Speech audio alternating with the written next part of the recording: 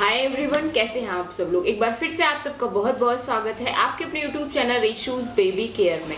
Friends, आज की video में मैं आपको बताने वाली हूँ कि डिलीवरी के बाद आपको कब से वजन कम करना स्टार्ट करना चाहिए। मतलब जो वेट लॉस की जर्नी है आपकी, पूरी प्रेगनेंसी के बाद वेट ज्यादा बढ़ गया है, थुल पूरा पेट हो गया है, तो अब इसको आप कैसे कम करेंगे और ये जर्नी अब आपको कब से स्टार्ट करनी चाहिए, ये सारी बातें मैं इस वीडियो में आपको बताने वाली हूँ। चैनल को अगर आपने अभी तक सब्सक्राइब नहीं किया है, देख लीजिए जो नीचे लाल कलर का बटन है वो ग्रे हुआ है या नहीं हुआ है, और पास में जो घंटी है उसको भी जरूर दबा लीजिएगा। तो चलिए फ्रेंड्स, आज का वीडियो स्टार्ट करते हैं। सबसे पहले फ्रेंड्स मैं बात करूंगी नॉर्मल डिलीवरी की, उसके बाद बताऊंगी आपको सिजेरियन डिलीवरी के बाद। ठीक है, तो नॉर्मल डिलीवरी आपकी हो गई है और आपको अगर नीचे टांके आए हुए हैं, मतलब विजाइना में अगर कट है और टांके आए हुए हैं, तो जब तक आपके टांके अच्छे तरीके से सही नहीं हो जाते, पूरे तरीके से हील नहीं हो जाते हैं, तब तक आपको वेट लूज करने के बारे में सोचना भी नहीं चाहिए। वैसे भी 45 डेज तक आपको जो कंटिन्यू जो डिलीवरी की केयर होती है,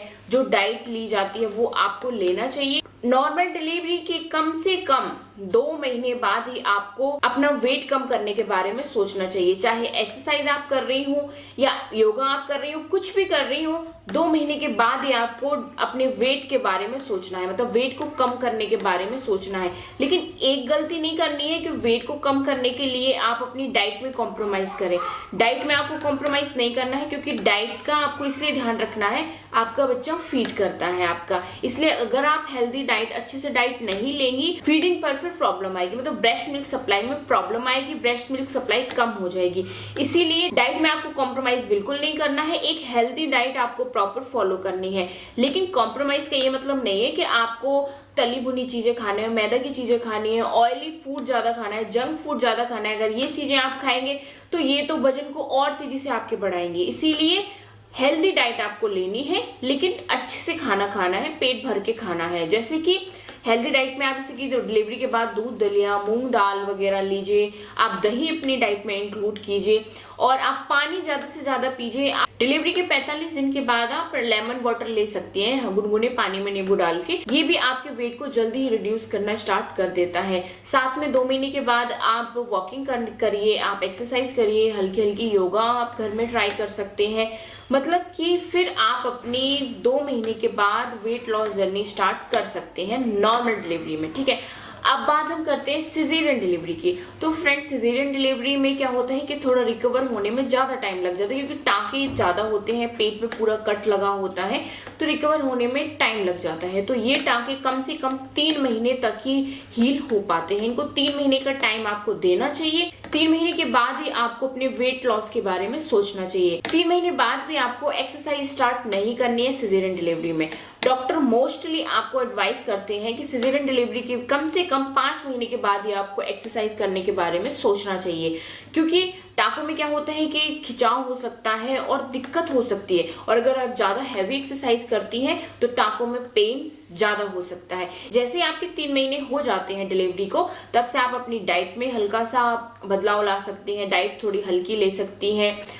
मतलब डिलीवरी के बाद भी आपको ऐसे फूड नहीं लेना है जिससे आपका जो वेट है वो ज्यादा तेजी से बढ़े। जैसे जो मैंने आपको पहले बताया कि ऑयली, जंक फूड वगैरह, मैदा से बनी हुई चीजें, ये आपको अवॉइड करनी है। ठीक है, एक हेल्दी डाइट है आपको फॉलो करनी है। ग्रीन वेजिटेबल है, फ्रूट्स हैं, जूस हैं, दही है, दूध है। दूध अपनी डाइट में आप लेते रहिए। दूध पीने में से अगर आप हल्की सी अपनी डाइट में कॉम्प्रोमाइज कर रही हैं, डाइट थोड़ा कम ले रही हैं, तो अगर आप दूध लेते रहते हैं तो क्या होता है कि वीकनेस नहीं आती है। इसलिए दूध खूब ले, आप दूध पीने से वजन नहीं बढ़ता है, तो दूध आप खूब लीजिए, दूध में कॉम्प्रोमाइज मत कीजिए। चाहे आपकी नॉर्मल डिलीवरी हो या सिजेरियन डिलीवरी हो, दूध कम से कम दिन में आपको 2 ग्लास जरूर लेना चाहिए, और एक साथ में हेल्दी डाइट आप फॉलो करते रहिए। तो इससे क्या हो, वजन आपका तेजी से घटना स्टार्ट हो जाएगा। एक मोस्ट इंपोर्टेंट चीज कि नॉर्मल डिलीवरी हो या सिजेरियन डिलीवरी हो, बच्चे को 6 मंथ तक फीड जरूर कराना है।